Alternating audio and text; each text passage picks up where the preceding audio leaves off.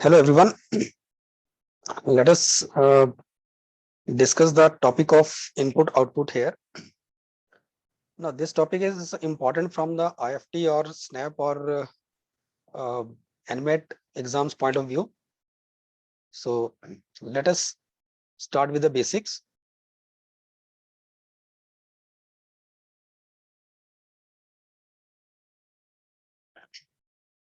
Now in the topic of input and output, let us first of all discuss the structure of the exam, structure of the question.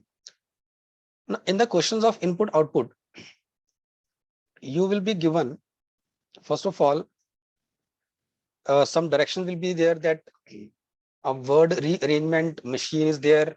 When you supply some input to it, it rearranges the words in some specific order, and then you will be given an example, right? So you have to follow the example, and after that you will be given some other input in the form of a question, and you have to rearrange the words of that input again as per the pattern of the example. Now, जब हम input की बात करेंगे यहाँ पे input could be of different types. So whatever is given to you in the input, that could be of different types. वो आपको एक sentence दिया जा सकता है जिसमें जो words है sentence के you have to rearrange them.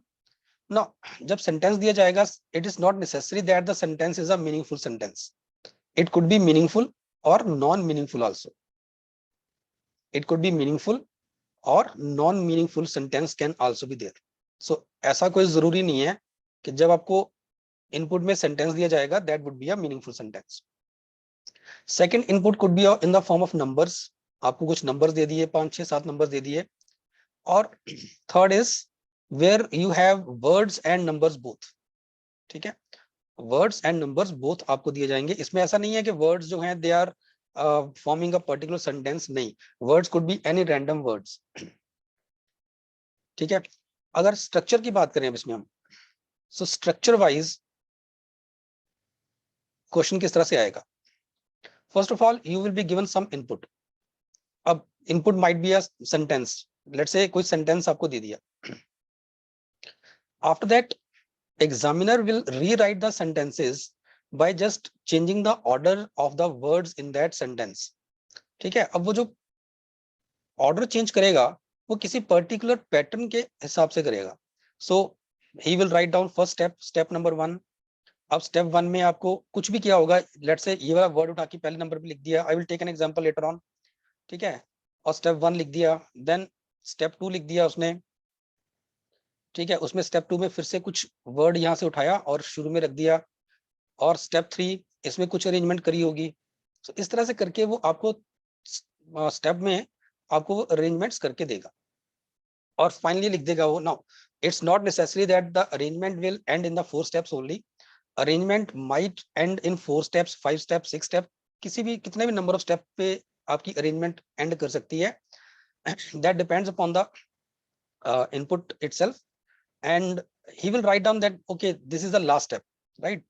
Just in this example I am saying that step 4 is the last step. तो इस तरह से आपको क्या होगा, एक एग्जांपल दी जाएगी. ठीक है, आपको एग्जांपल दी जाएगी and you have to read that example. This is the example that he will give you. आपको इस एग्जांपल को स्टडी करना होता है और चेक करना होता है कि किस तरह से अरेंजमेंट्स करी गई हैं. After that he will give you a question, and in that question again a different input will be given to you. A different input will be given to you, and you have to rearrange the words of this input again in the same pattern as discussed in the example. तो आपको example को follow करके फिर से input के जो words हैं जो भी यहाँ पे दे रखा है इनपुट में, उसको रीअरेंज करना है ना. एक चीज और है, अगेन अगर मान लो एग्जांपल आपकी 4 स्टेप में खत्म होती है, it does not mean that कि इनपुट जो आपको क्वेश्चन में दी गई है उसके भी 4 स्टेप बनेंगे, ऐसा जरूरी नहीं है. Number of steps will be different for different types of inputs. तो हो सकता है जो पहले आपको एग्जांपल दी है उसमें मान लो 4 स्टेप बन रहे हैं आपके पास, और जो आपको क्वेश्चन दिया है उसमें जब आप उसको अरेंज कर रहे हो तो पॉसिबल है कि वहां पे 5 स्टेप भी बन सकते हैं. ठीक है, 5 स्टेप के बाद अरेंजमेंट खत्म हो सकती है या 6 स्टेप के बाद भी अरेंजमेंट खत्म हो सकती है. It could be any number. मैं ये नहीं कह रहा 6 पे होगी, it could be 7 8 9 and so on, right. अब क्या सोच के एग्जामिनर बोलता है कि okay this is the last step? कुछ ना कुछ तो होगा ना जहां पे वो बोलेगा कि this is the last step. देखो होता क्या है, अगर मैं पहली टाइप की बात करूं सेंटेंस वाली, तो सेंटेंस में क्या होता है आपके पास, अगर कोई सेंटेंस दिया है और लेट्स से सिंपल वर्ड्स दिए हैं आपको, ठीक है, हो सकता है सेंटेंस दिया हो या हो सकता है एक सिंपल वर्ड्स आपको 5-6 वर्ड्स डिफरेंट वर्ड्स लिख के दे दिए। ऐसे केसेस में यहाँ पे आपको दो चीजें देखनी है कि अरेंजमेंट में क्या हुआ है और कैसे हुआ है, how the arrangement has been done and what has been done. ठीक है, व्हाट हैज बीन डन क्या हुआ है वो आपको लास्ट स्टेप बताएगा। तो आपने कुछ नहीं करना, आपको बीच वाले स्टेप देखने की जरूरत नहीं है, स्ट्रेट वे आप क्या करोगे, आप लास्ट स्टेप पे आओगे, you will see the last step कि लास्ट स्टेप में क्या हो रहा है। ठीक है, लास्ट स्टेप में क्या हो रहा है हमें सिर्फ वो देखना है। अब लास्ट स्टेप में क्या क्या हो सकता है, कैसे अरेंजमेंट्स बन सकती हैं, कहां पे अरेंजमेंट खत्म हो सकती है। हो सकता है the first possibility is that words are arranged in the increasing order, words are arranged in the increasing order as per first alphabet of every word। ठीक है, words are increasing words are arranged in increasing order as per the first alphabet। और क्या हो सकता है, words can be arranged in the decreasing order also, decreasing order again as per first alphabet।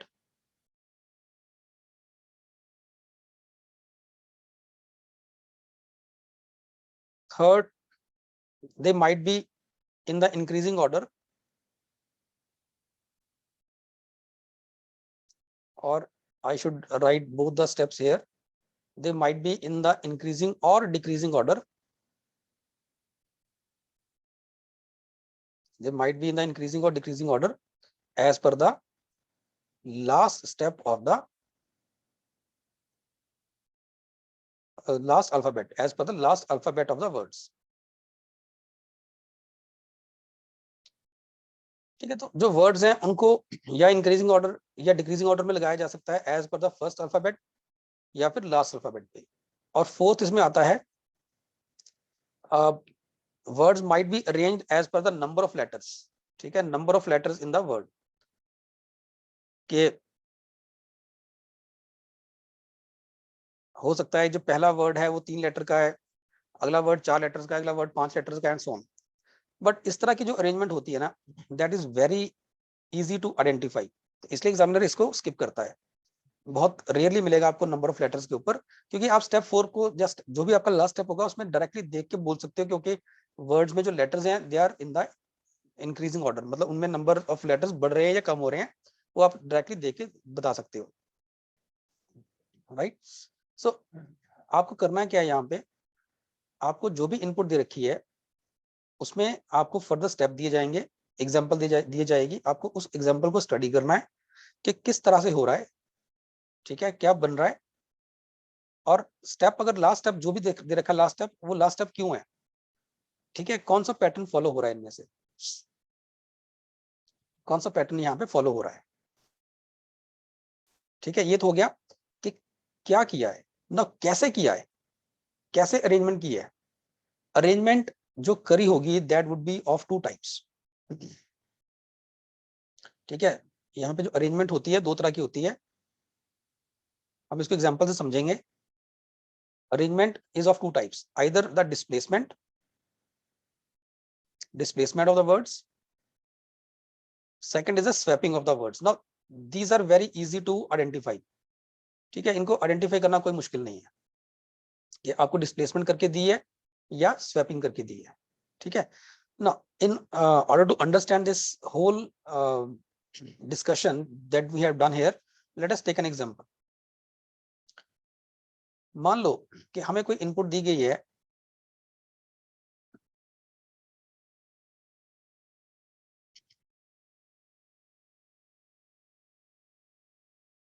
remember questions are not difficult, right? Questions, they are not difficult, the only thing is that they are lengthy in fact।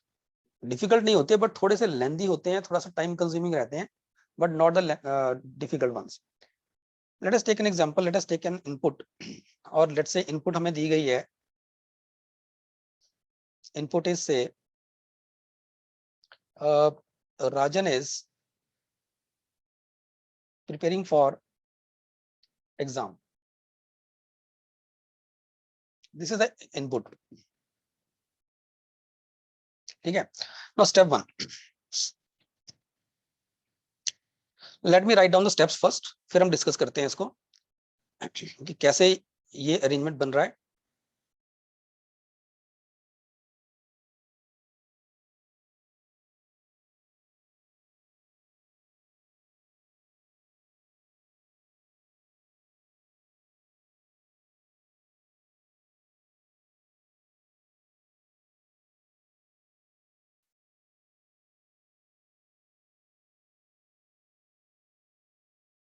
Step 3.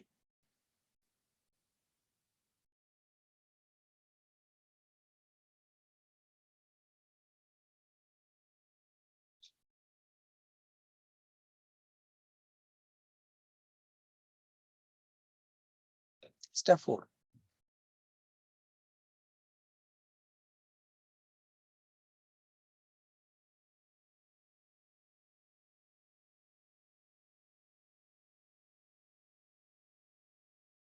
Now, this is the last step. I would write that, okay, step 4 is the last step for this arrangement. ठीक है, तो जो मैंने input रखी थी उसमें step 4 is the last step. अब ये लास्ट स्टेप क्यों बना ना? अगर मैं यहाँ पे जो हमने यहाँ पे पैटर्न डिस्कस किए हैं, अगर इनमें से मैं देखूं, if I look at the patterns here, you can easily check that कि अगर लास्ट आप स्टेप देखोगे, देखो what has been done, क्या किया हुआ है, ये देखने के लिए आपको लास्ट स्टेप पे जाना है हमेशा. आप बीच वाले स्टेप नहीं देखोगे, आप डायरेक्टली पहला आपका जो काम होगा आप लास्ट स्टेप देखोगे कि लास्ट स्टेप जो भी दे रखा है, whether it is the step number 4, step number 5, step number 6, जो भी लास्ट स्टेप है उसमें करा क्या है. ठीक है, आप ये देखोगे. सो input was Rajan is preparing for exam. अगर आप स्टेप नंबर 4 देखते हो तो you will find that the words are arranged. Now it is, the first word is starting with E letter, the second is starting with F, third is starting with I, fourth with P, and the last one with R. So you can see that E, F, I, P and R, right, they are in the increasing order. So that means यहाँ पे जो मैंने arrangement करी है, मैंने क्या किया है, I have arranged the words of the original input as per in the increasing order as per the first alphabet of the words. ठीक है, तो पहला तो हमारे पास यहाँ पे हमें ये समझ आ गया कि हमने क्या किया है, राइट. तो हमने वर्ड्स को इंक्रीजिंग ऑर्डर में लगाया है as per their first alphabet. अब ये उल्टा भी हो सकता था, हम इसको लास्ट लेटर के अकॉर्डिंग भी इंक्रीजिंग या डिक्रीजिंग ऑर्डर में लगा सकते थे. ठीक है, तो वो चीज आपको लास्ट स्टेप में दिख जाएगी कि क्या किया हुआ है. अब कैसे किया है, how this has been done, how this arrangement has been made, हमें वो देखना है. Now there are two ways, one is the displacement, second is the swapping. और ये बहुत इजी देखना, इसमें कोई मुश्किल काम नहीं है इसको आइडेंटिफाई करना. आप एक चीज देखो, स्वैपिंग का मतलब, डिस्प्लेसमेंट का मतलब क्या है कि आपने रिक्वायर्ड वर्ड को उसकी पोजीशन पे रखा और बाकी सारा डिस्प्लेस कर दिया टुवर्ड्स द राइट, जैसे यहाँ पे किया आपने ना. अब क्या देखते हो, इनपुट में क्या था, द वर्ड, मुझे पता है कि मुझे अब वर्ड्स को उनके इंक्रीजिंग ऑर्डर के हिसाब से लगाना है as per their first alphabets. ठीक है, तो मुझे दिख रहा है राजन इज प्रिपेयरिंग फॉर एग्जाम में एग्जाम जो है इसमें ई आ रहा है, ई से स्टार्ट हो रहा है, तो ई से जो ये वर्ड बन रहा है it should be in the first position. तो मैंने क्या किया, इस एग्जाम को उठा के फर्स्ट पोजीशन पे रखा और बाकी सबको एक एक स्टेप राइट में डिस्प्लेस कर दिया. Right, Rajan is preparing for all these words, they got displaced one step towards the right. So this is the displacement. फिर मैं, मुझे पता है उसके बाद के एग्जाम ई के बाद मुझे जो दिख रहा है यहाँ पे मुझे एफ दिख रहा है letter, it should be F after E. तो मैंने यहाँ से अब स्टेप 1 में जो भी अरेंजमेंट थी वहां से मैंने 4 उठाया, उस 4 को मैंने सेकंड पोजीशन पे रखा, तो मुझे पता है कि फाइनली क्या करना है. ठीक है, और बाकी सबको हमने एक एक स्टेप और राइट में डिस्प्लेस कर दिया. ना आफ्टर ई एंड एफ जब हमने ये दोनों कर दिए, मुझे पता है बाकी जो आर, आई और पी बचते हैं इनमें से आई पहले आएगा. सो मैंने आई को यहाँ से फोर्थ पोजीशन से उठा के थर्ड पे रखा और इनको एक एक स्टेप और डिस्प्लेस कर दिया towards the right. So this is the displacement, right. This is the first type of arrangement जहां पे हमने इनको डिस्प्लेस किया है. अगर स्वैपिंग होती तो वो भी इजी था आइडेंटिफाई करना. देखो ये चीज आइडेंटिफाई करना मुश्किल नहीं है कि आपने डिस्प्लेसमेंट करी है या स्वैपिंग करी है. स्वैपिंग में क्या होगा, आपको इनपुट दे रखी है, आपको पता है एग्जाम आपका पहली पोजीशन पे जाएगा, ठीक है. तो एग्जाम आपका पहली पोजीशन पे जाएगा, एग्जाम जो वर्ड है ये it would be in the first position. तो आपने क्या करना है, सिर्फ इसको फर्स्ट पोजीशन पे लेके जाओगे और जो भी वर्ड फर्स्ट पोजीशन पे था उसको इसकी जगह पे लेके आ जाओगे. सो दिस इज स्वैपिंग, ठीक है. तो एग्जाम इज प्रिपेयरिंग फॉर राजन, ठीक है. ये मेरे पास पहला स्टेप बन गया. देखो आपको क्या करना है, ये आपको एग्जाम्पल देख के समझ आएगा. एग्जामिनर ने क्या किया ये आपको नहीं करना है, ये एग्जामिनर ने किया होगा. आपको एक एग्जाम्पल दी होगी एग्जामिनर ने, उस एग्जाम्पल के अंदर आपको देखना है कि whether the examiner has used the displacement method और द स्वैपिंग मेथड. अगर उसने डिस्प्लेसमेंट यूज किया है तो जो भी क्वेश्चन में आपको इनपुट दी जाएगी आपको उसको डिस्प्लेसमेंट के हिसाब से अरेंज करना है. अगर उसने स्वैपिंग का मेथड यूज किया है तो आपको स्वैपिंग वाले मेथड से ही करना है.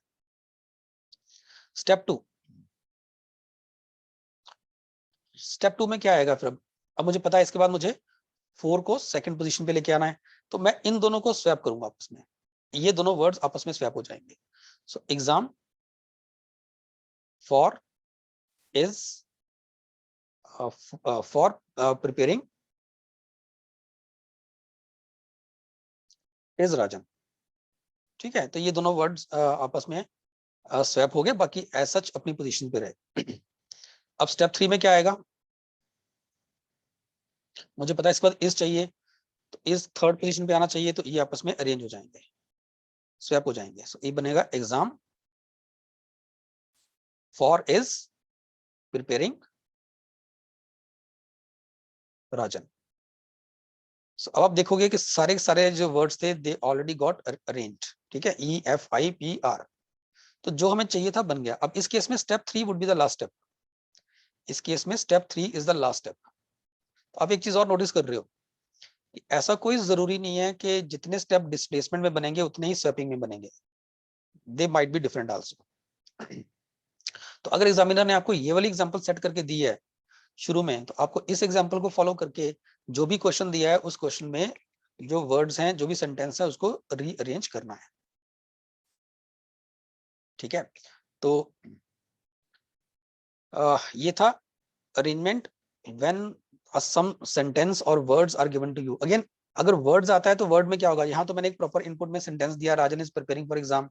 सो ये भी हो सकता था कि इनपुट में आपको कुछ 6 वैसे वर्ड्स दे दिए, कोई भी रैंडम 6 वर्ड्स आपको दे दिए, ठीक है. आपको उनको अरेंज करना है, वो भी पॉसिबल है, तो जिनका कोई सेंटेंस नहीं बन रहा. और अगर बात करें नंबर्स की, तो नंबर्स में अगेन थोड़ा इजी रहता है. नंबर्स में आइडेंटिफाई करना इजी होता है. नंबर्स में क्या होगा, अगेन अगर आपको मान लो कुछ भी नंबर दे दिए, इनपुट में आपको नंबर दे दिए 15, 31,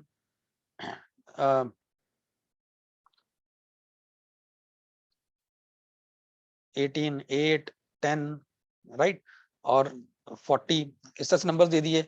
this is the input. Then step 1, step 2. अब इसमें भी नंबर्स को अरेंज किया होगा, राइट. अगेन नंबर जब इंक्रीज अरेंज करेंगे वो भी या तो नंबर्स इंक्रीजिंग ऑर्डर में अरेंज होंगे या डिक्रीजिंग ऑर्डर में अरेंज होंगे, या हो सकता है प्राइम नंबर्स पहले अरेंज किए हों, कॉम्पोजिट नंबर्स लास्ट में अरेंज किए हों, या कॉम्पोजिट नंबर्स पहले अरेंज किए हों, प्राइम नंबर्स बाद में अरेंज किए हों, कुछ भी हो सकता है. और अगेन वो आपको लास्ट स्टेप देख के समझ आ जाएगा कि क्या करा हुआ है. So when it comes to the numbers, numbers वाला पार्ट इजी रहता है. आपको लास्ट स्टेप देख के समझ आ जाता है कि नंबर से क्या करा हुआ है, whether they are arranged in the increasing order or they are arranged in the decreasing order, or the primes are arranged first then the composite numbers are arranged, or पहले composite किया है फिर prime किया है, ठीक है. या हो सकता है स्मॉलेस्ट नंबर पहले नंबर पे है, लार्जेस्ट एंड पे है, सेकंड स्मॉलेस्ट सेकंड पे है, सेकंड लार्जेस्ट सेकंड लास्ट पे है, थर्ड स्मॉलेस्ट थर्ड नंबर पे है, third largest third last place पे है. सो ये ऐसे भी चल सकता है, बट जो भी होगा वो आपको क्लियरली दिख जाएगा लास्ट स्टेप के अंदर. Let us take the example now to understand better it now.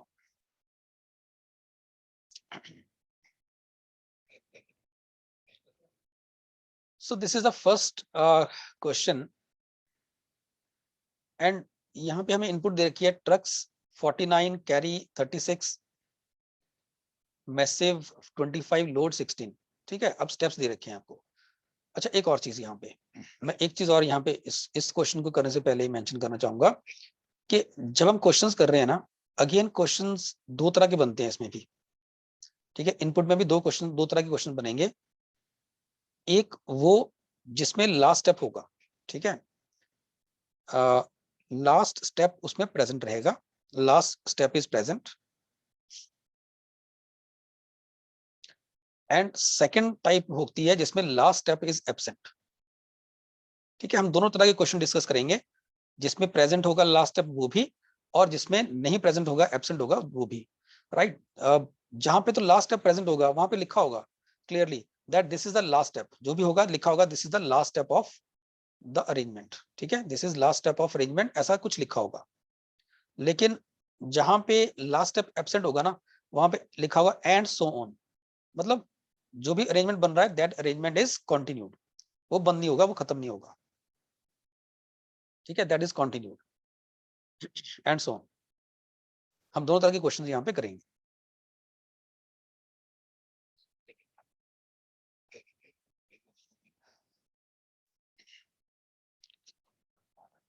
जैसे यहाँ पे अब इनपुट दे दिया आपको, input was truck 49 carry 36 massive 25 loads 16। अब इसके बाद स्टेप 1 स्टेप 2 स्टेप 3 4 5 6 दे दिया and it is given that step 6 is the last step. So इसका मतलब ये है based on the pattern where the last step is given to you. ठीक है, अब दो चीजें हैं, what has been done and how that has been done, क्या किया है और कैसे किया है, दो चीजें देखनी है आपको। Input was trucks 49 carry 36 massive 25 load 16। तो क्या किया है, अगर ये देखना है कि व्हाट हैज बीन डन, अगर ये मुझे देखना है तो मैं सिर्फ लास्ट स्टेप पे देखूंगा कि क्या करा हुआ है। तो मुझे यहां दिख रहा है कि carry 16 load 25 massive 36 trucks 49। So अगर आप ध्यान से देखो तो जो वर्ड्स हैं, words are arranged in the increasing order of their first alphabet. ठीक है ना, कैरी में सी आ रहा है, लोड में एल आ रहा है, एम मैसिव स्टार्ट हो रहा है एम से, और ट्रक स्टार्ट हो रहा है टी से। So C L M T they are in the increasing order. ये हमारे पास होता है थर्ड लेटर, ये होता है 12th लेटर, ये होता है 13th लेटर, और टी होता है हमारे पास 20th लेटर। राइट, सो जो वर्ड्स हैं they are arranged in the increasing order as per their first alphabet. Right, और जो नंबर्स हैं वो क्या है, नंबर्स भी इंक्रीजिंग ऑर्डर में है, 16 25 राइट 36 एंड 49। नंबर्स भी इंक्रीजिंग ऑर्डर में है एंड दे आर ऑल्टरनेट, पहले वर्ड फिर नंबर फिर वर्ड फिर नंबर। ठीक है, तो एक चीज तो क्लियर होगी कि क्या करा हुआ है कि जो वर्ड्स हैं उनको हमने अरेंज किया हुआ है in the increasing order as per the first alphabet of the words, और नंबर्स को भी हमने इंक्रीजिंग ऑर्डर में लगाया हुआ है यहाँ पे। ठीक है, अब कैसे किया हुआ है, whether this is done by using the displacement और बाय यूजिंग द स्वैपिंग। ठीक है, वो अब हमें देखना है। वो कहां से दिखेगा, वो दिखेगा हमें स्टेप्स में। अब इनपुट में क्या था, ट्रक्स 49 कैरी 36 मैसिव 25 लोड 16। मुझे पता है मुझे वर्ड्स को इंक्रीजिंग ऑर्डर में लगाना है, तो सबसे पहले कैरी आएगा। तो हमने कैरी को इस पोजीशन से, जो इनपुट में इसकी पोजीशन थी दैट वाज थर्ड, हमने इसको उठा के फर्स्ट पोजीशन में लिख दिया।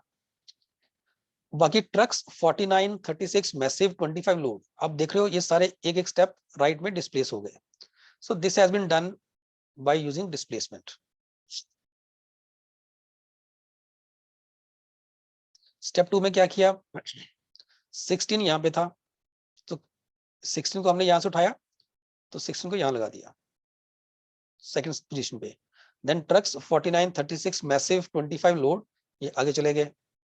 फिर अगला वर्ड मुझे चाहिए था लोड, तो हमने लोड को यहाँ लास्ट से उठाया और थर्ड पोजीशन पे लगा दिया। बाकी सारे एक एक स्टेप इस तरफ आ गए। फिर अगला नंबर चाहिए था 25, वो यहाँ से उठा के लोड के बाद लगा दिया। एंड बाकी trucks 49 36 massive they got displaced one step to the right. उसके बाद हमने मैसिव को उठा के यहाँ लगाया, ट्रक्स 49 36 वो इस तरफ आ गए। फिर 36 यहाँ से उठा के यहाँ लगाया और अरेंजमेंट कंप्लीट हो गई, राइट। अच्छा एक चीज और है, डिस्प्लेसमेंट और स्वैपिंग ये दोनों एक ही अरेंजमेंट के अंदर भी हो सकता है। मतलब हो सकता है कि जो एग्जामिनर पहला स्टेप लगा रहा है, स्टेप यूज कर रहा है, स्टेप बना रहा है, फर्स्ट स्टेप जो उसने बनाया है, he has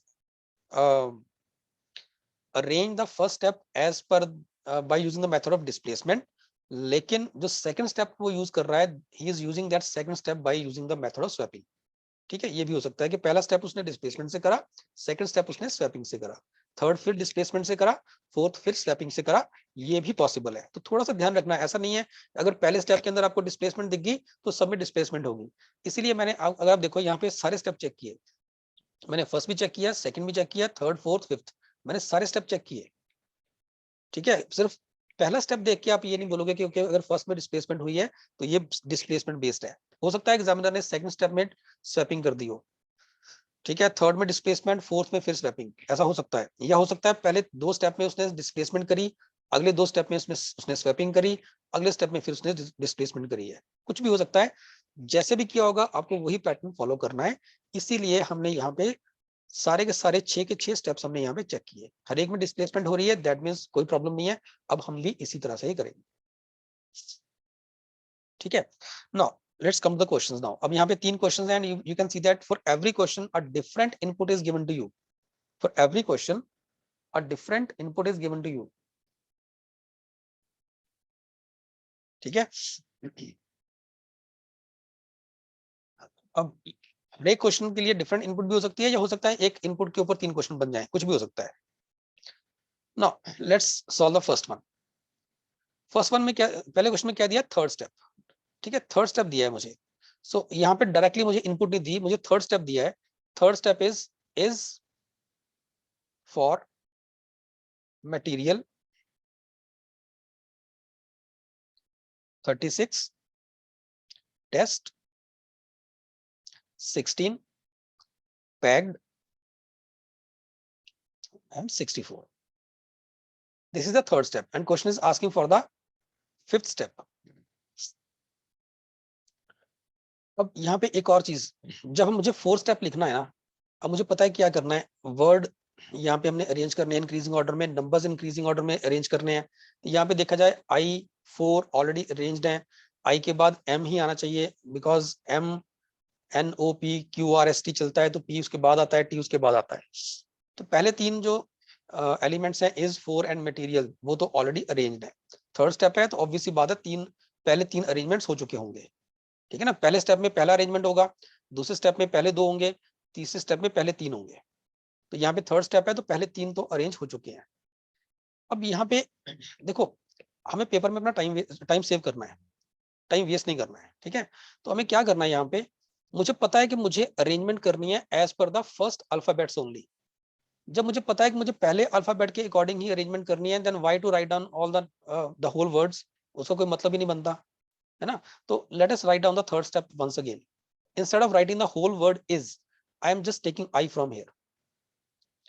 instead of writing the whole word material, हम सिर्फ एम को यूज करेंगे यहाँ पे, क्योंकि मुझे पता है कि मुझे तो सिर्फ पहले लेटर के अकॉर्डिंग ही इनको अरेंज करना है, तो पूरा लिखने की जरूरत नहीं है। हम इस तरह से करके करेंगे, थोड़ा इजी हो जाएगा। अब फोर्थ में क्या होगा, letter number letter then number. अब 4 के बाद अगला नंबर आता है 16। ठीक है, तो मतलब 16 यहां से इस पोजीशन पे आ जाएगा, तो ये बनेगा I4M16, राइट। बाकी सारे डिस्प्लेस हो जाएंगे, 36, T, P and 64। And question was asking for the fifth step. ठीक है, थर्ड दिया था, फिफ्थ पूछा हुआ है। सो फिफ्थ क्या बनेगा हमारे पास, फिफ्थ बनेगा, अब देखो I4M हो गया, 16 हो गया, M के बाद क्या आना चाहिए, P आना चाहिए। ठीक है, तो ये जो P है, अब ये 16 के बाद यहाँ पे आगे लग जाएगा। सो I4M16P 36 T and 64, so this would be the fifth step.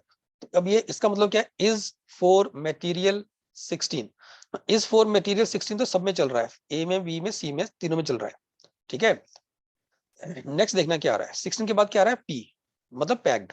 16 के बाद पैक्ड फर्स्ट में आ रहा है और सेकंड में आ रहा है, मतलब C ऑप्शन तो नहीं हो सकता। देन 36। अब पैक्ड के बाद 36 आ रहा है मेरे पास बी ऑप्शन में, ए में नहीं आ रहा, so B will be the right answer. ठीक, so this is the first question. Now let's see the next one, second one. Second में हमें बोला गया है, हमें थर्ड स्टेप दे दिया अगेन, थर्ड स्टेप पूछा हुआ है, इनपुट दे रखी है, ठीक है, इनपुट दी हुई है and question is asking for the third step. सो यहाँ पे जो इनपुट है for the second question, input मेरे पास है, again I will write the first letters only, ठीक है, मिनिस्टर्स में से एम लिया, 25 सॉल्व्ड, 36 देयर, 81 प्रॉब्लम्स एंड 64। ठीक है, मिनिस्टर्स 25 सॉल्व, 36 देयर, 81 प्रॉब्लम, 64। तो स्टेप वन,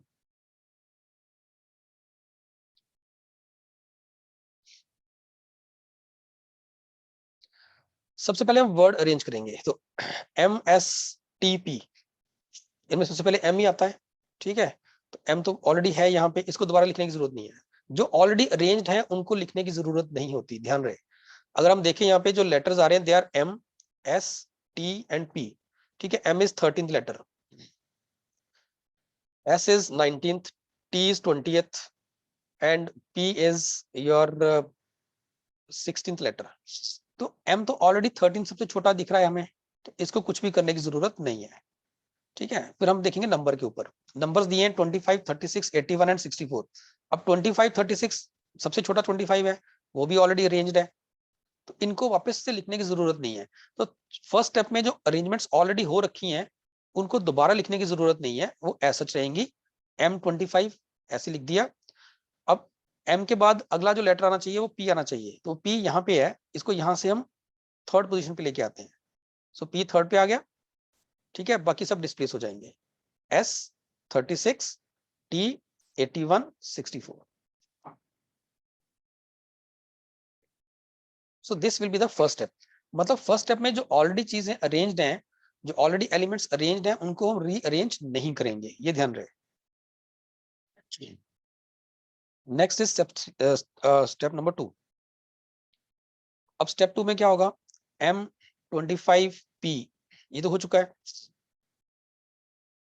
ठीक है। अब P के बाद नंबर आएगा, नंबर कौन सा आएगा, 36, so यहाँ पे आएगा 36, ये 25 के बाद अगला नंबर 36 आएगा, then S T 81, 64, so M25 P 36 S T 81, 64 ये आपका सेकंड स्टेप बनेगा। पूछा गया हमसे थर्ड स्टेप है, सो थर्ड स्टेप क्या आएगा, थर्ड स्टेप में फिर से M25 P 36 तक तो हम अरेंज कर चुके हैं, ठीक है। अब इसके बाद P के बाद अगला लेटर कौन सा आना चाहिए, अगला लेटर आना चाहिए S, सो S ऑलरेडी है यहाँ पे, ठीक है, 36 के बाद P के बाद S लेटर आना चाहिए, S ऑलरेडी है, तो ये अरेंजमेंट नहीं हुई, ये ऑलरेडी था, ठीक है, तो इसको कुछ नहीं करेंगे अब, ठीक है ना, ये ऑलरेडी हमारे पास, हमें पता है जब लेटर्स को इंक्रीजिंग ऑर्डर में लगा रहे हैं तो M P S तो ऑलरेडी अरेंज हो गए, M P and S 13th letter, 16th and 19th, ये तो ऑटोमेटिकली अरेंज हो गए, ठीक है, तो इसको अब वापस नहीं लिखेंगे हम। अब अगला स्टेप देखेंगे, अब अगला स्टेप क्या आएगा, अब लेटर के बाद अगला नंबर आएगा, फिर से नंबर कौन सा आएगा, 36 के बाद 64, तो ये बनेगा 64 यहाँ पे, ठीक है, and T and 81, so this will be the third step.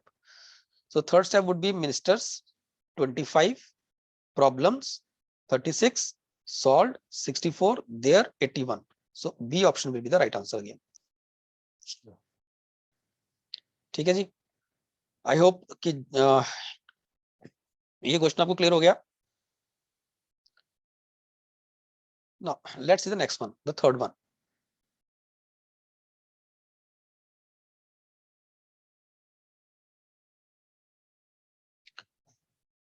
अब थर्ड में क्या बोला है, so answer for the first one was option B, second is also option B. Third में आपको इनपुट दिया है, क्वेश्चन कह रहा है how many steps will be required to complete this arrangement, ठीक है, कितने स्टेप चाहिए होंगे इसको अरेंजमेंट को कंप्लीट करने के लिए हमें। सो यहाँ पे अब हमें इनपुट दे रखी है, सो इनपुट इज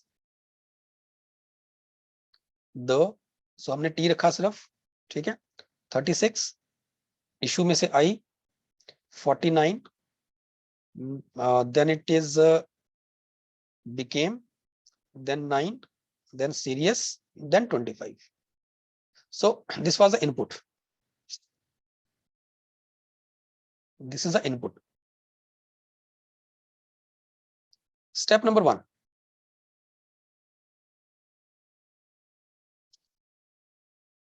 पहले हमें लेटर से स्टार्ट करना है। तो सबसे छोटा लेटर कौन सा आ रहा है यहाँ पे? बी, ठीक है। अगर लिखना है अलग से लिख सकते हो आप। बी पहला सबसे पहले आएगा, ठीक है। फिर आएगा आई, फिर आएगा एस और फिर आएगा टी। तो पहले हमें बी को अरेंज करना है।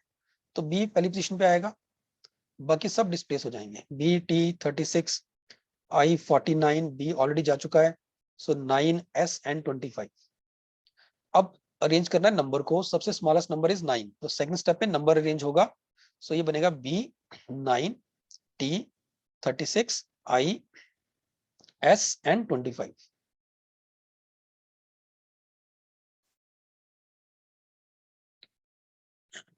बी 9 टी 36 आई 49 रह गया इसमें से, आई के बाद 49 है, देन एस देन 25, ठीक है। थर्ड स्टेप में हमें क्या अरेंज करना है? आई को।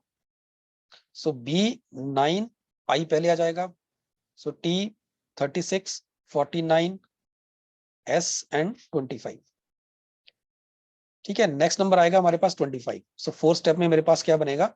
B 9 I 25, then T 36 49 and S. अब पांचवें स्टेप में क्या बनेगा? लेटर नंबर फिर लेटर हमें करना है। तो पी और एस में से एस पहले आएगा। सो B 9 I 25 S 36 49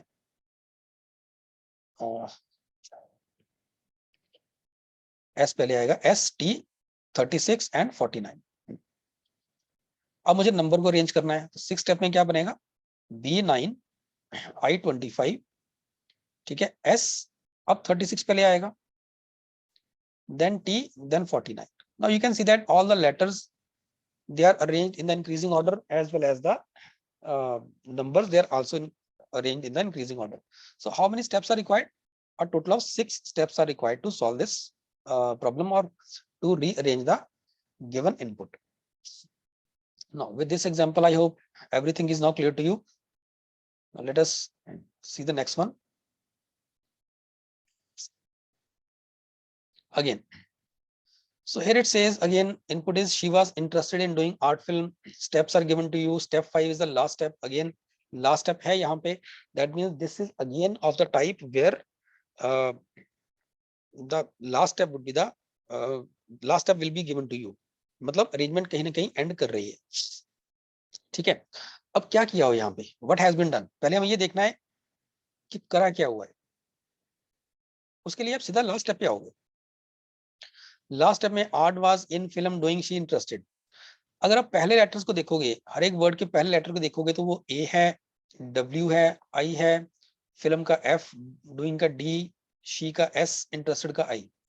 so you can see that these are not arranged either in the increasing or decreasing order, ठीक है। तो मतलब इंक्रीजिंग या डिक्रीजिंग वाला पहले लेटर के हिसाब से तो कुछ नहीं बन रहा।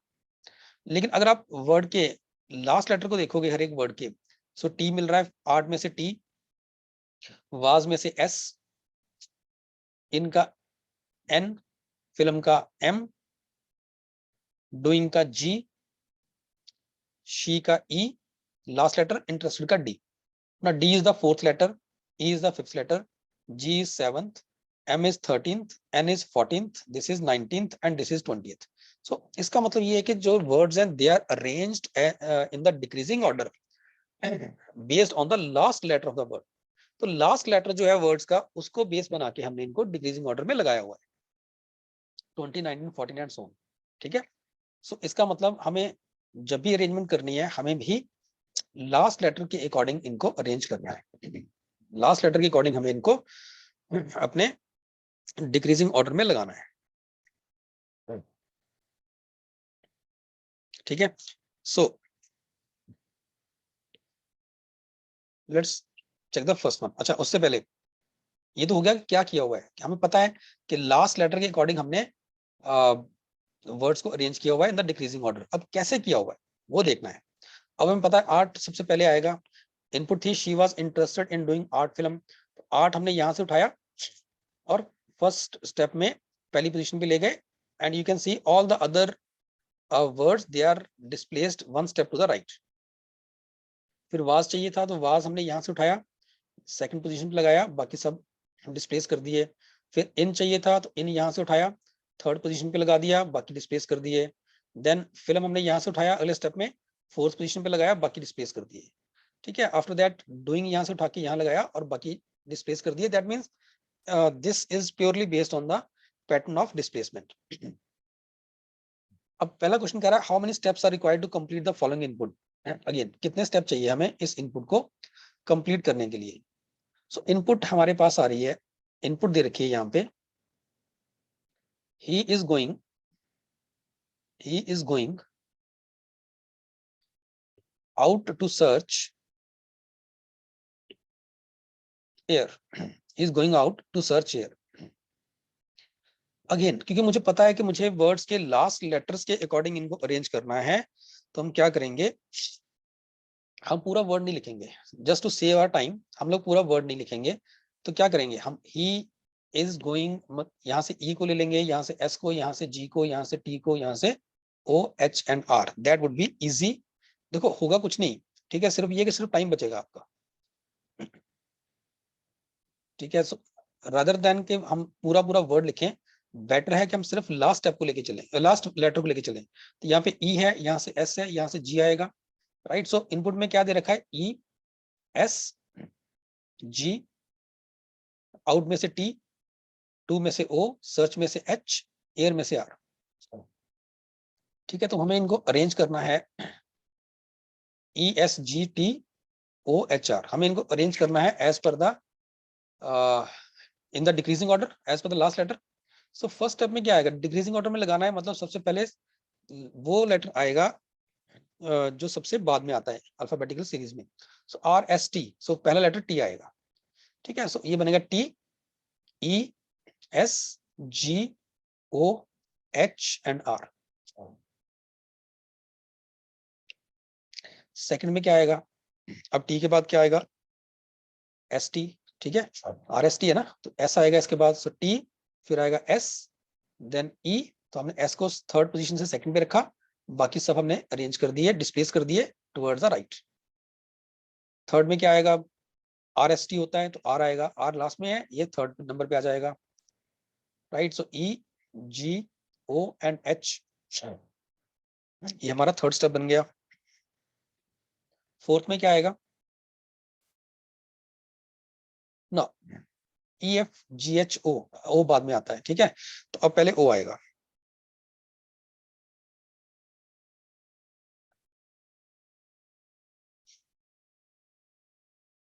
सो ये बनेगा T S R O E G and H, and after that step number 5 में क्या आएगा, टी एस आर ओ तक हो चुका था। ठीक है, अब इसके बाद आता है हमारे पास ई एफ जी एच है, तो एच आएगा पहले, देन ई एंड जी, और सिक्स में क्या बनेगा, सिक्स में बन जाएगा T S R O H G E, right. So ये मेरे पास कंप्लीट अरेंजमेंट हो गया।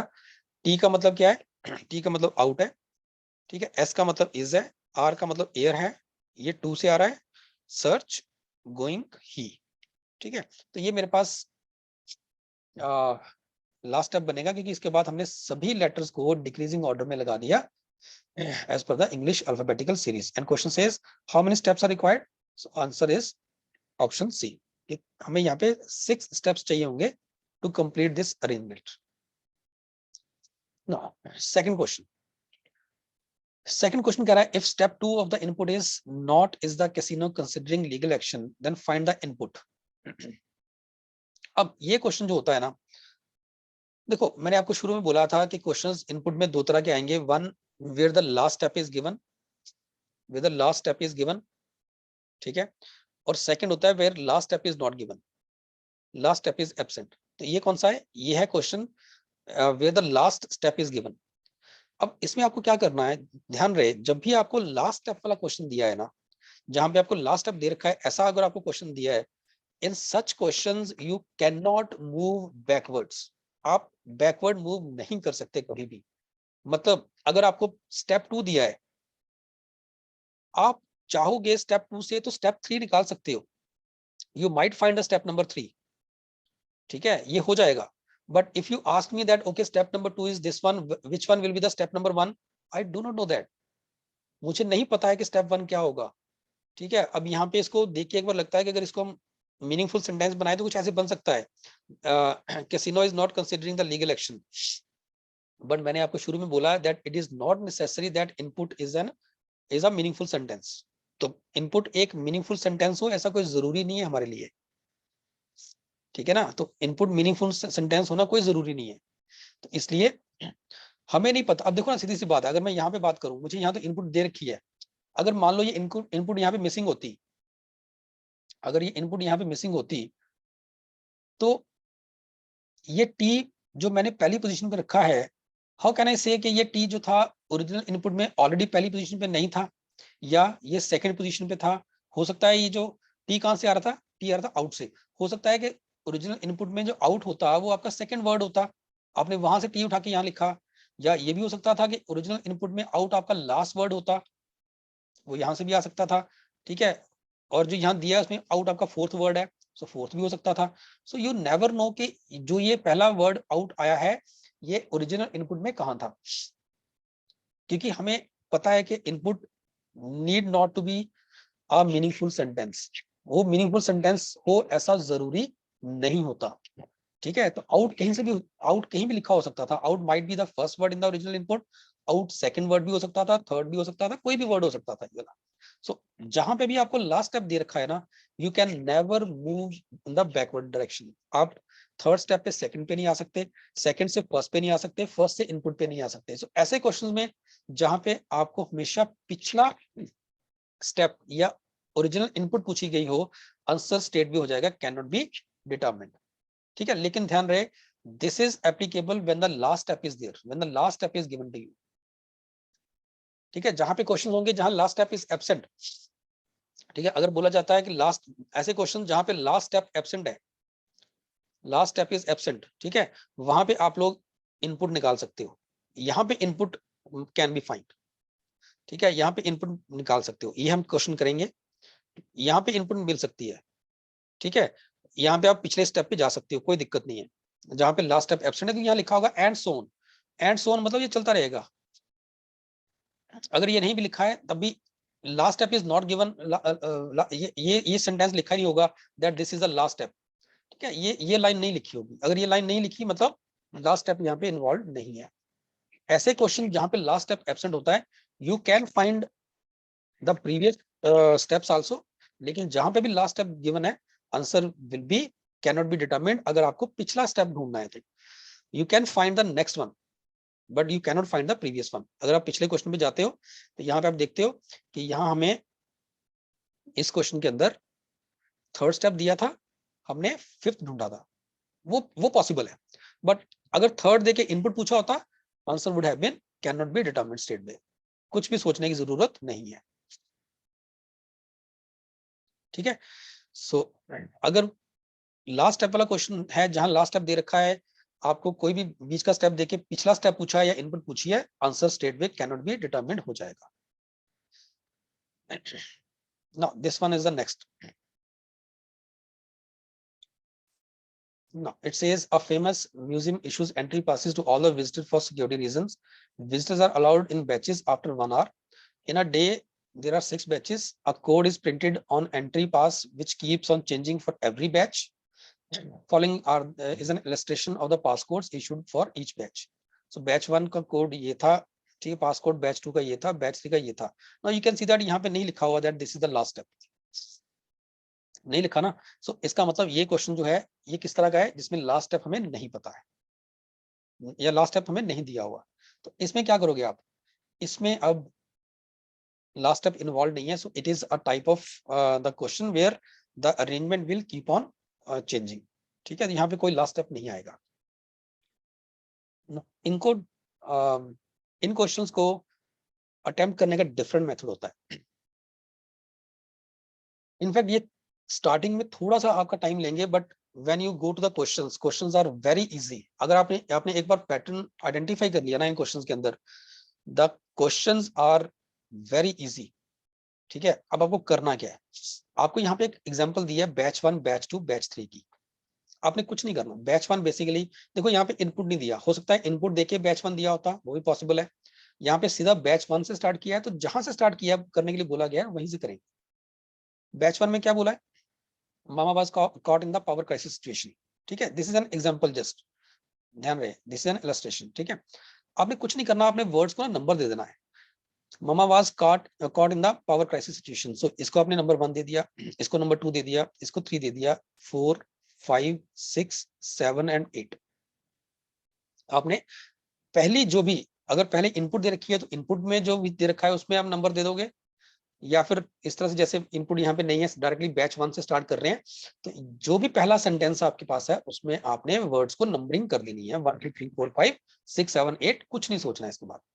ठीक है, सो बैच 1 में क्या आ गया आपके पास, बैच 1 में यहाँ लिख लेते हैं एक बार से, सिर्फ नंबर लिखेंगे। बैच 1 में नंबर्स हैं 1 2 3 4 5 6 7 एंड 8। ठीक है, ये ऑर्डर है हमारे पास। बैच 2 में क्या आता है, जो आपने नंबर ऊपर दे दिए ना वही नंबर आप यहाँ पे यूज करोगे।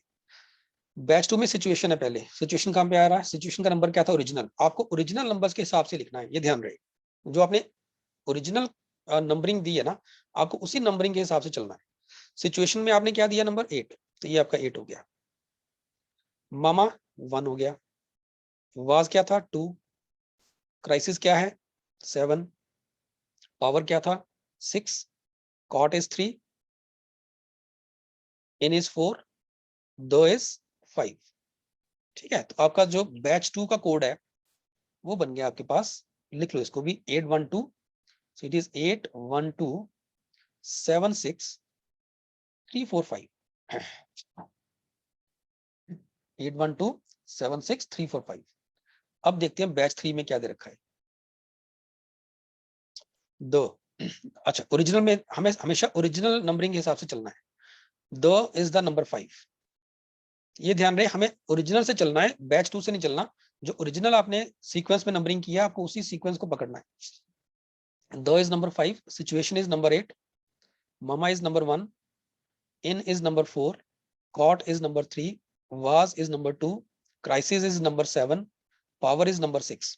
तो ये बैच 3 बन गया आपके पास 5 8 1 4 3 2 7 6। so 5 8 1 4 3 2 7 6। बैच 4, बैच 4 में, अब बैच 4 में यहाँ नहीं दिया हुआ, बैच 4 हम यहाँ से निकालेंगे। तो यहाँ पे चेक करते हैं कि बैच 1 से बैच 2 कैसे बना था, बैच 2 से बैच 3 कैसे बना था, there would be a pattern. अब देखो हो क्या रहा है, बैच 1 से जब बैच 2 बनाया तो जो ये 8 था, ये 8 लास्ट से पहली पोजीशन पे आ गया।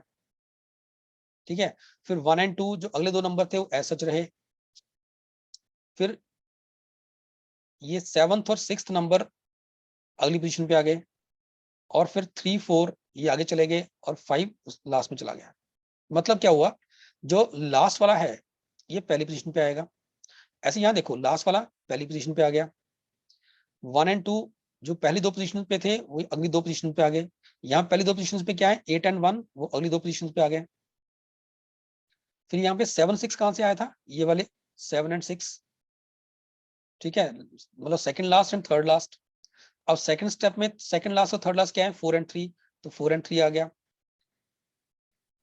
ठीक है, अब उसके बाद 3 एंड 4, मतलब ये जो थर्ड 4 नंबर था वो अगले दो नंबर बन गए, जो यहाँ पे कौन से हैं 2 एंड 7, और जो पांचवें नंबर का नंबर है वो लास्ट में लग जाएगा। इस तरह से आपको अगला स्टेप भी लिखना पड़ेगा, 4th 5th 6th, ये चलता रहेगा। क्योंकि अब यहाँ पे कोई भी आपको यही पैटर्न फॉलो करते जाना है, तो अब इसमें कुछ भी आप कह लो कि एंड नहीं होगा, कहीं पे भी कुछ एंड नहीं होगा, ये ऐसे चलता जाएगा। अगर 4th स्टेप लिखना, क्या लिखेंगे, देखो यहाँ पे 8 पहले नंबर पे आया था, तो यहाँ पे लास्ट में क्या है 6, तो 6 पहले नंबर पे आ जाएगा। फिर क्या हुआ था, 1 एंड 2 ऐसे लिखे थे, मतलब पहला नंबर और दूसरा नंबर एज सच आगे आ गया। थर्ड स्टेप में पहला दूसरा नंबर कौन सा है, 5 एंड 8, तो ये 5 एंड 8 आगे आ जाएगा।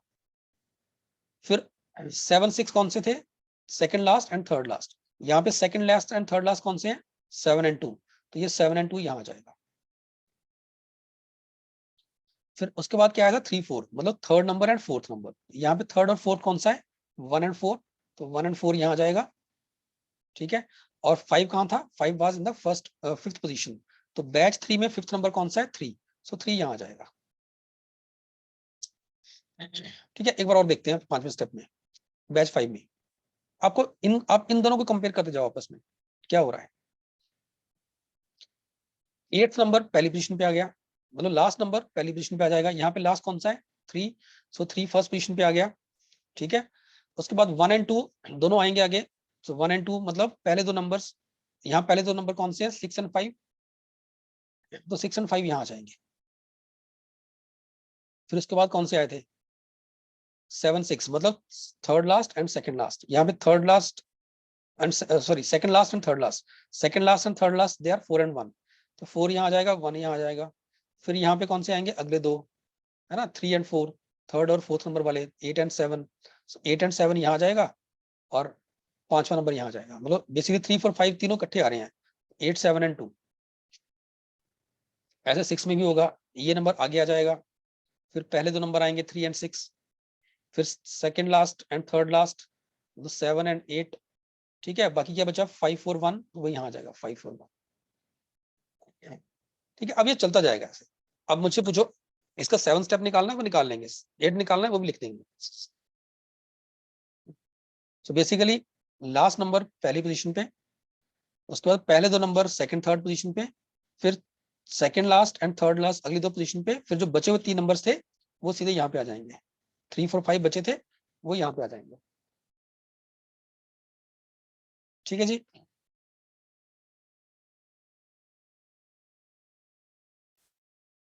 एक बार आपने ये अरेंजमेंट बना दिया ना, अब क्वेश्चन देखो कितनी जल्दी सॉल्व हो जाएंगे, क्योंकि इसमें इसके बाद कुछ नहीं बचा, अब बहुत इजी हो जाएगा सब कुछ करना।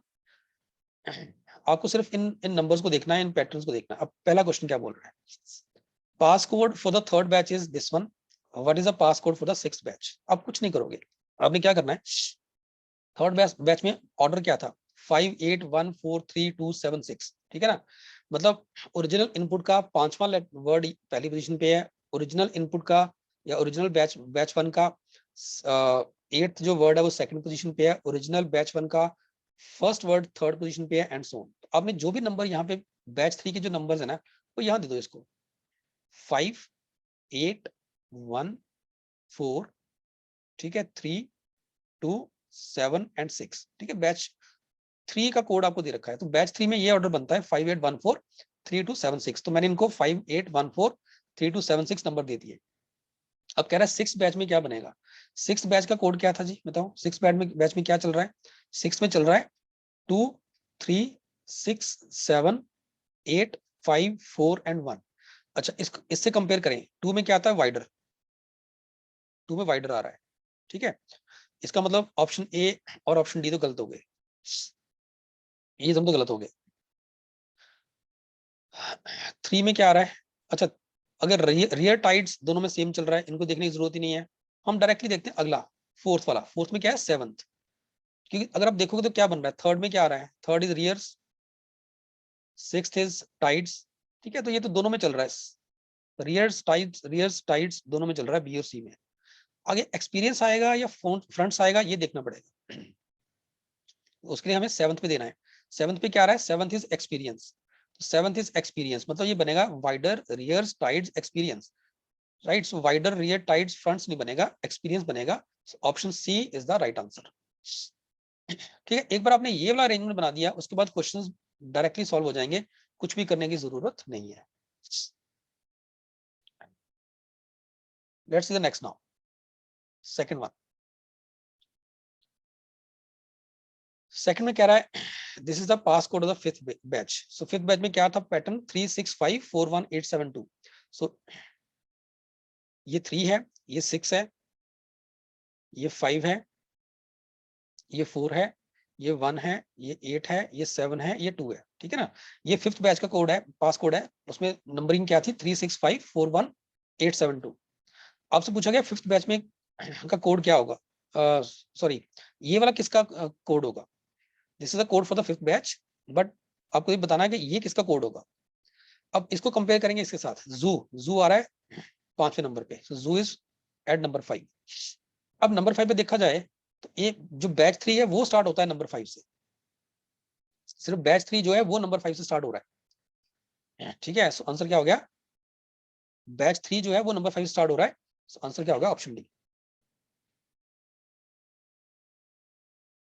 ठीक है, पूरा सॉल्व करने की जरूरत ही नहीं है, आपने इनको नंबर दे दिया। इनको नंबर कैसे दिया हमने, 5th बैच के अकॉर्डिंग। 5th बैच में पैटर्न क्या था, 36541 872।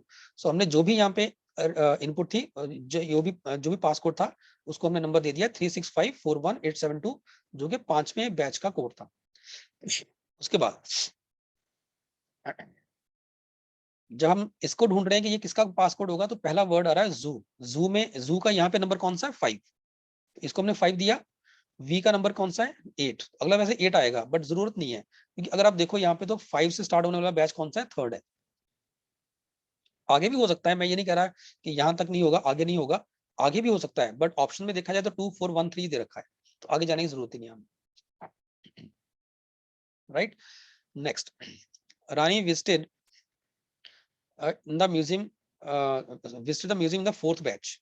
अब 4th बैच में इसको जो कोड दिया गया वो ये दिया गया, उसका पैटर्न क्या था, वो था 6587। सो ये था 65872 1 4 एंड 3, ठीक है ना। 4th बैच का जो ऑर्डर बन रहा है वो 65872 1 4 3 बन रहा है। अब क्वेश्चन कह रहा है सेकंड बैच का कोड क्या है। अब देखो ये क्वेश्चन वो ये जो जैसा पिछला था, यहाँ आपको 4th बैच दिया है, आपसे सेकंड बैच पूछा गया है, मतलब आपको बैकवर्ड जाना है, और यहाँ पे बैकवर्ड जाना पॉसिबल है। जहाँ पे लास्ट स्टेप नहीं दिया हुआ वहां पे you can go in the backward direction also, यहाँ पे बैकवर्ड जाना पॉसिबल है। तो सेकंड बैच का कोड पूछा गया आपसे, तो सेकंड बैच में कोड क्या था, सेकंड बैच में जो कोड था दैट वाज 8। 8 पे क्या आ रहा है बताओ, 8 पे रश आ रहा है, रश सब में आ रहा है, ठीक है। तो अगर 8 बैच का हम यहाँ पे लिख लें, लेट्स से मैं कलर चेंज करके यहाँ लिखता हूँ, सेकंड बैच में आ रहा है 81, now this is the last question, 81276345। so 8 में क्या आ रहा है हमारे पास, 8 पे रश है, 1 पे क्या है डू, 2 पे नॉट, ठीक है। सो रश डू नॉट, ये नहीं हो सकता, ये नहीं हो सकता, ठीक है, ये तो बिल्कुल नहीं हो सकता। ऑप्शन ए आपका राइट आंसर बन गया। पूरा सॉल्व करने की जरूरत नहीं है, पहले 3 वर्ड से समझ आ गया कि answer will be option A. I hope it is clear. चलो एक और एग्जांपल देखते हैं, बिल्कुल ऐसी ही। This is actual IFT question also. So again यहाँ पे हमें इनपुट दे दी, ठीक है, यहाँ पे इनपुट दे दिया, और batch 1 batch 2 batch 3 batch 4। First batch जो है वो स्टार्ट हो रहा है 9:30 पे, and each batch is of 1 hour duration, there is a rest period of 1 hour after the work for the 4th batch is over, ठीक है। तो 4th बैच के बाद हमारे पास एक बैच की ब्रेक है यहाँ पे।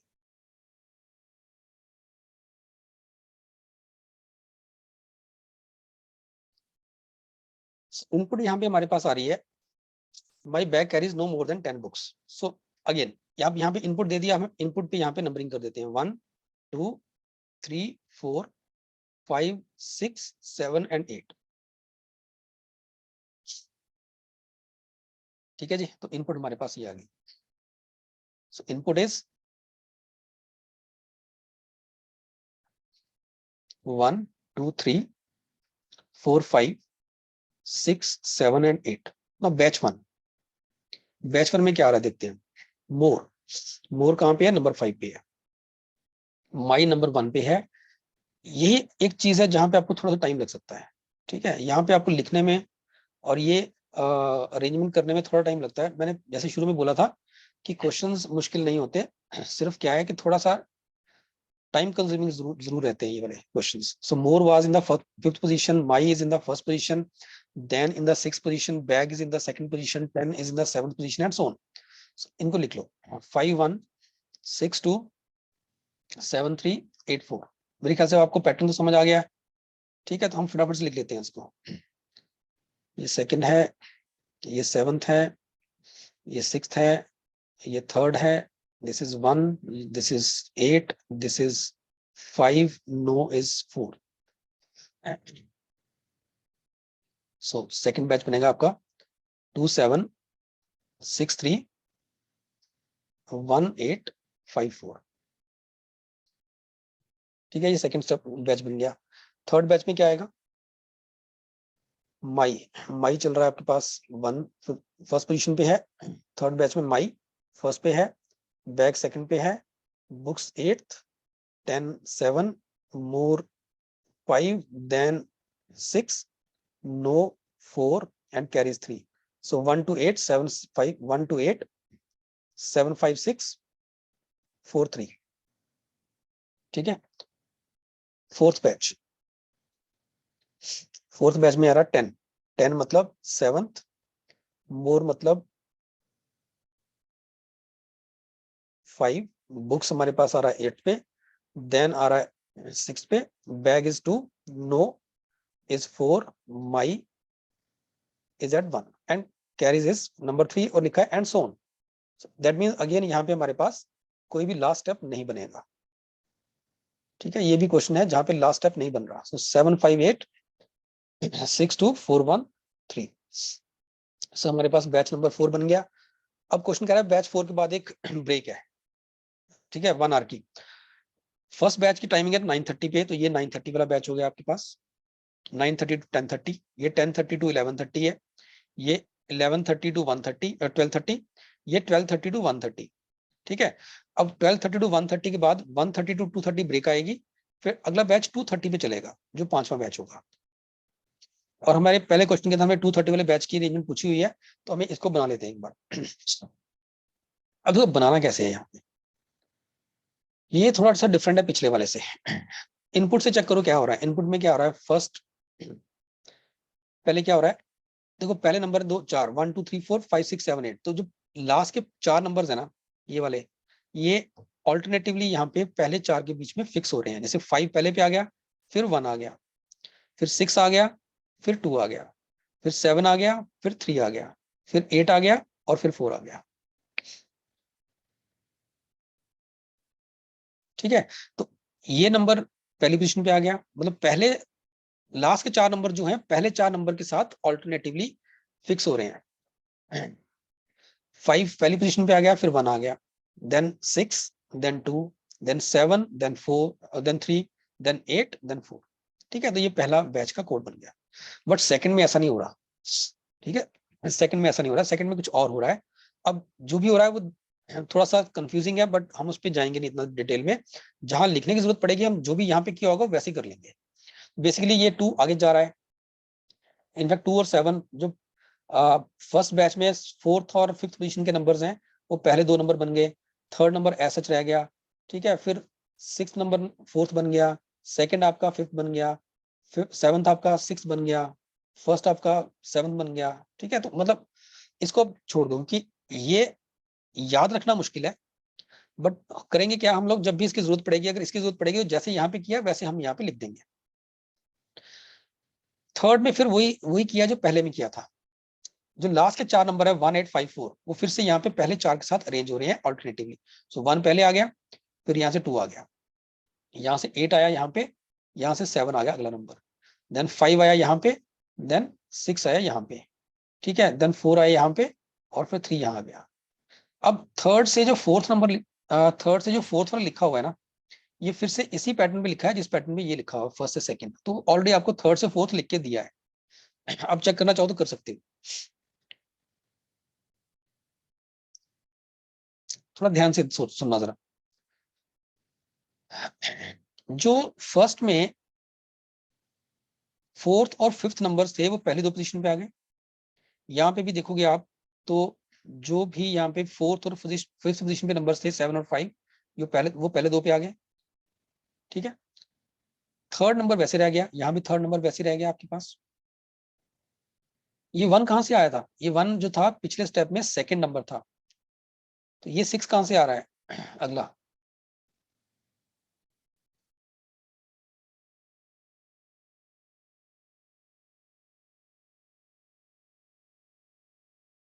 सॉरी ये 3 है ना, 276 3 आ रहा है, सॉरी ये 3 कहाँ से आ रहा है, ये 3 पिछले स्टेप में, सेकंड स्टेप में जो 3 था, ये पिछले स्टेप में 6 नंबर था, है ना।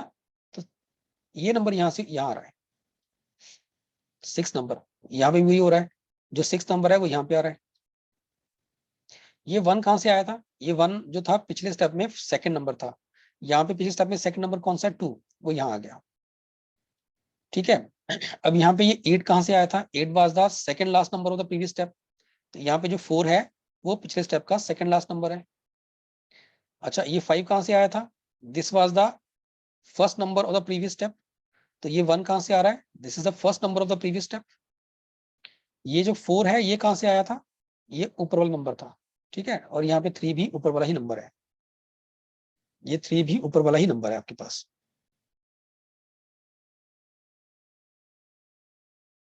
राइट जी। तो ये जो पहले 2 स्टेप में किया है वही यहाँ थर्ड और फोर्थ में किया हुआ है। अब हमें देखना है कि अगर 5वां स्टेप बनाना तो कैसे बनेगा।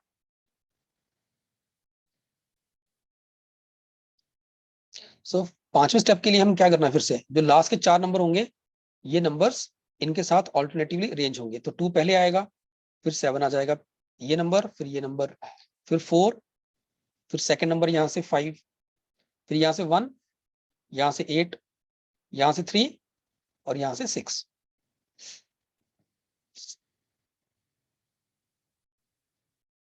ठीक है, तो ये इसमें एक्चुअली में 2 अरेंजमेंट चल रही हैं।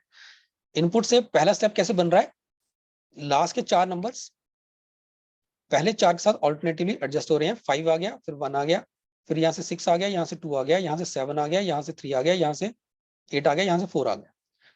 और सेकंड स्टेप कैसे बन रहा है वो डिफरेंट है, जो फोर्थ फिफ्थ नंबर है वो यहाँ पे आ रहे हैं फर्स्ट सेकंड पोजीशन पे, वही चीज यहाँ पे भी हो रही है। अगर देखोगे तो फोर्थ फिफ्थ नंबर जो है 7 5 वो यहाँ पे आ गए फर्स्ट पोजीशन पे, थर्ड नंबर ऐसा रह गया, यहाँ भी थर्ड नंबर वैसे रह गया आपके पास। ये 3 कहाँ से आ रहा था, ये 3 था 6th नंबर, ये 6 कहाँ से आ रहा है, ये आ रहा है पिछले 6 नंबर से, ठीक है। 1 कहाँ से आ रहा था, 1 was the second number of the previous step, यहाँ पे क्या आ रहा है 2, 2 कहाँ से आ रहा है, second number of the previous step. ये 8 कहाँ से आ रहा है, 8 was the second last number of the previous step, यहाँ पे 4 क्या है, second last number of the previous step. यहाँ 5 जो आ रहा है वो पिछले स्टेप का फर्स्ट नंबर था, यहाँ जो 1 आ रहा है वो पिछले स्टेप का फर्स्ट नंबर है, एंड सो ऑन। ठीक है, तो ये इस तरह से बन रहा है। अब हमें 6th बैच की जरूरत पड़ेगी या नहीं पड़ेगी वो हम देखते हैं क्वेश्चन में, अगर पड़ेगी तो हम 6 स्टेप लिखेंगे, नहीं तो नहीं करेंगे, हम इसी के ऊपर क्वेश्चन सॉल्व कर देंगे। मेरे ख्याल से ये सब समझ आ गया कि कैसे ये बन रहा है। अब पहला क्वेश्चन क्या बोल रहा है, pass code for the second batch. आपको सेकंड बैच का पास कोड दे रखा है, तो सेकंड बैच में पैटर्न क्या है, 27631854। ठीक है, तो ये आपका 2 हो गया, ये 7 हो गया, ये आपका 6 हो गया, ये आपका 3 हो गया, ये आएगा 1, ये 8, ये 5 और ये 4। मतलब जो भी आपकी ओरिजिनल इनपुट होगी उस ओरिजिनल इनपुट को जो आपने रीअरेंज किया होगा, तो सेकंड बैच में आपके पास इफ विंटर कम्स ऐसे बना है। तो जैसे हमने यहाँ पे बनाया ये वाला पार्ट, ऑर्डरिंग की, तो ऑर्डरिंग बार बार करने की जरूरत नहीं है, हमें पता है कि सेकंड बैच में जो भी ओरिजिनल इनपुट होगी उसके नंबर्स, उसकी जो वर्ड्स हैं वो इस ऑर्डर में अरेंज किए जाएंगे, जो भी ओरिजिनल इनपुट रहेगी उसके वर्ड्स इसी ऑर्डर में अरेंज किए जाएंगे। सो this is the second batch. Question कह रहा है 230 वाले बैच का ऑर्डर क्या होगा। अब 230 वाले बैच में देखा जाए तो पैटर्न क्या है, 27451836। ठीक है, 2 पे क्या आ रहा है, 2 पे आ रहा है इफ, 7 पे क्या आ रहा है विंटर, 4 पे क्या आ रहा है, 4 is behind. So if winter behind, ये दोनों गलत हो गए। ठीक है, 5वें नंबर पे क्या है, फार, वो भी चल रहा है। If winter behind for, if winter behind for, ये ए और डी दोनों में चल रहा है। फिर देखना पड़ेगा 1, 1 पे क्या आ रहा है, स्प्रिंग। सो फॉर के बाद क्या आएगा, स्प्रिंग आएगा। ठीक है, और स्प्रिंग कहां पे आ रहा है, ऑप्शन डी में आ रहा है। So option D will be the right answer. Next second में कह रहा है Rahul was begin to work at the in the batch at 10:30। ठीक है, तो 10:30 वाला बैच कौन सा है, सेकंड बैच है। तो उसका पासपोर्ट था I like tea and biscuit but not together. So ये इसका मतलब क्या हुआ कि सेकंड बैच का जो ऑर्डर है वो 27631854 होगा, तो बेसिकली ओरिजिनल इनपुट का ये सेकंड वर्ड है, ओरिजिनल इनपुट का ये सेवंथ वर्ड है, ओरिजिनल इनपुट का ये सिक्स्थ वर्ड है, ये थर्ड है, ये फर्स्ट है, ठीक है, ये एट्थ है, ये 5 है और ये 4 है। बट क्वेश्चन कह रहा है he came late and join the next batch, so what is the new passcode. So मतलब ये सेकंड में आना था उसको, बट वो आया नहीं, अब वो आ रहा थर्ड में। तो थर्ड में पासकोड क्या है? थर्ड का पासकोड है 12875643। ठीक है, थर्ड का 12875643 है। 1 पे क्या था? बिस्किट। 1 is biscuit. 2 पे क्या है? 2 है आई। 8 पे क्या है? बट। 7 पे क्या है? Like. So biscuit, I, but, like. तो ऑब्वियसली बात है फर्स्ट सेकंड ऑप्शन तो गलत हो गए। सी और डी में, डी में देखोगे तो बिस्किट आई बट टी है, बट हमें क्या चाहिए? Biscuit I but like. तो option C is the right answer. Right, एक बार आपने ये अरेंजमेंट बना दिया, इसमें टाइम लगता है, उसके बाद क्वेश्चन में टाइम नहीं लगता है। अब क्वेश्चन कह रहा है on a particular day the passcode for batch immediately before the rest hour. Immediately before rest hour मतलब फोर्थ बैच। ठीक है, फोर्थ बैच का जो कोड था वो ये था, पासकोड ये था, मतलब पैटर्न क्या है वर्ड्स का? 7। तो ओरिजिनल इनपुट का 7th वर्ड पहले नंबर पे है, फिर ओरिजिनल इनपुट का 5वां वर्ड आएगा, ओरिजिनल इनपुट का 8th वर्ड आएगा, फिर 6th आएगा, फिर 2 आएगा, फिर 4, फिर 1 and 3। And question is asking for the input. Obviously बात है इनपुट कहां से स्टार्ट होगी? अब इनपुट मतलब इनपुट में तो हम क्या लेके चल रहे थे? Input was 1 2 3 4 5 6। तो जैसे आपको मैंने पहले कहा था कि इन क्वेश्चंस के अंदर आप इनपुट भी निकाल सकते हो। राइट, सो इनपुट में क्या आएगा? Any. 1 is any, 2 is have, ठीक है, 3 इज वूल,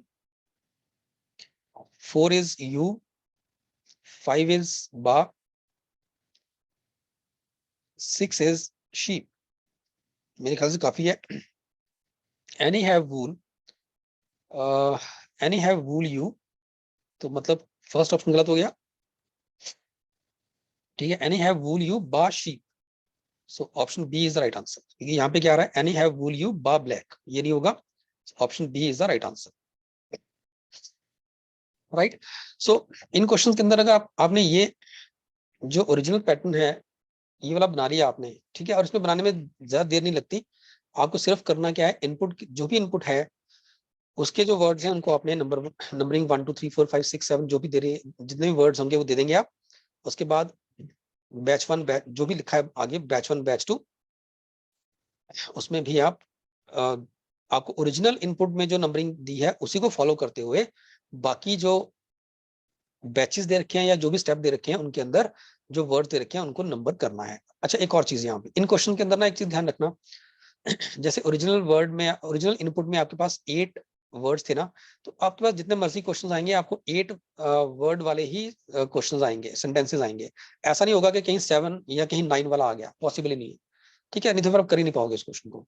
तो जितने वर्ड्स ओरिजिनल इनपुट में होंगे उतने ही वर्ड्स हमेशा आपको क्वेश्चंस के अंदर दिए जाएंगे। ठीक है, this was the IFT, actual IFT question. And now you can सी के, यू कैन अंडरस्टैंड के ये कैसे हम इनको टैकल कर सकते हैं। अगर पेपर में हम इसको अटेम्प्ट कर रहे हैं तो इस तरीके से हमें इनको देखना पड़ेगा। ठीक है, I hope that whatever is discussed in this session is clear to all of you. Thank you.